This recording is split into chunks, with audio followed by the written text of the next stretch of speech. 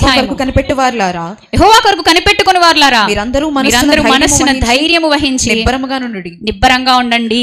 Next 10వ వచనము, 32వ అధ్యాయం 10వ వచనము. భక్తిహీనులకు అనేక వేదనలు కలుగుతాయి, అయితే యెహోవా యందు నమ్మిక ఉంచు వానినైతే కృప ఆవరిస్తుంది. దయచేసి ఈ మాటలన్నీ మీరు ఒక్క ఫ్రేమ్ లో పెట్టుకుని చూడండి. ఈ మాటలు చెబుతున్న ఈ భక్తులు సంతోషంగా కంఫర్ట్ జోన్ లో అన్ని సౌకర్యాలతో లగ్జరీగా ఉంటూ మాట్లాడినవి అయితే కాదు. ఎప్పుడు మాట్లాడారు? ప్రతికూల పరిస్థితుల్లో తృణీకరించబడినప్పుడు మాట్లాడారు. ఇప్పుడు నేను మీకు తృణీకరించబడిన ఒక జనాంగాన్ని దేవుడు ఎట్టి రీతిగా ఏ స్థితిలో నిలబెట్టారో అందులోంచి ఒక ఆణిముత్యం లాంటి ఒక అమ్మాయి ఎలా నిలబడిందో మీకు జ్ఞాపకం చేయాలని ఆశపడుతున్నాను. ఒక అద్భుతమైన చరిత్ర, బైబిల్ చరిత్రకి ఇప్పటికీ చదువులు పట్టలేదు. చాలామంది దాన్ని తొక్కేయాలని చూశారు, కానీ ఇప్పటికీ యూట్యూబ్ ఛానళ్ళు పెట్టుకుని మరీ కష్టపడి దివారాత్రులు ధ్యానిస్తున్నారు. దేనికోసం? తప్పులు పట్టడానికి. ఆ వీడియోలన్నీ చూసి దయచేసి ఎవ్వరు స్ట్రగుల్ అవ్వకండి. ఒక్క మాట నన్ను చెప్పనివ్వండి.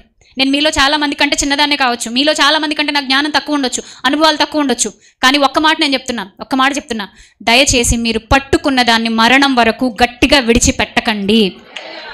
ఎందుకంటే మనిషిని నమ్మడానికి, మనిషిని మనం ఈ అమ్మాయి ప్రేమ కరెక్టా కాదా, వీడి ప్రేమ కరెక్టా కాదా అని కన్ఫర్మ్ చేసుకోవడానికి మనకు కొన్ని కొలతలు ఉంటాయి. అయినా కూడా గుంటలో పడిపోతుంటాం, అవునా కదా?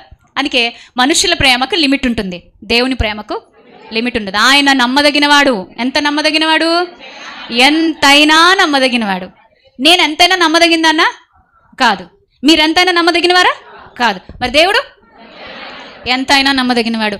ఆయన రాయించినటువంటి ఈ గ్రంథంలో తప్పులు వెతకడానికి ప్రయత్నించి మహామహులైన వాళ్లే మట్టి కొట్టుకెళ్ళిపోయారు. దేవుడు అంత చక్కటి చరిత్ర మన కళ్ళ ముందు పెట్టాడు.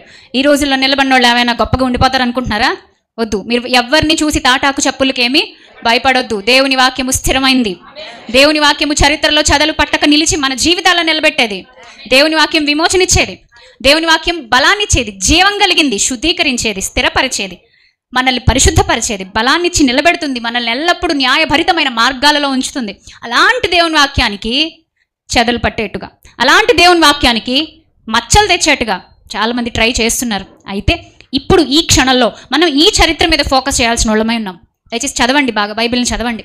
ఇప్పుడు ఉన్న యవ్వన బిడ్డలకు నేను చెప్తున్నాను, అమ్మ మీ చేతుల్లో ఉన్న ఫోను మిమ్మల్ని చాలా ఆకర్షించవచ్చు. మాట్లాడితే స్కూల్లోని ఇది చెప్తారు, కాలేజీలోని ఇది చెప్తారు, ఇంటి పక్క వాళ్ళు ఇదే, చుట్టాలు ఇదే, మా అమ్మ ఇదే, నాన్న ఇదే, మళ్ళీ మీరేదే అనుకోకండి. ఎవరు చెప్పినా వాస్తవమే. ఎందుకంటే మీకు చెప్పే మాటలు మీకే కాదు, నాకు కూడా వర్తిస్తాయి. ఓకేనా? నేను ఒక్క మాట భారంతో ఇక్కడ నిలబడి చెప్తున్నాను. తరాలు గడిచే కొద్దీ దేవుని భయం చచ్చిపోతుందండి సమాజంలో. దేవుని భయం చచ్చిపోతుంది. ఏం పర్లేదులే అనే రేంజ్కి ఎదిగిపోతున్నాడు మనిషి. ఇదేం పర్లేదు, ఇది చాలా సింపుల్. దేన్ని? పాపాన్ని.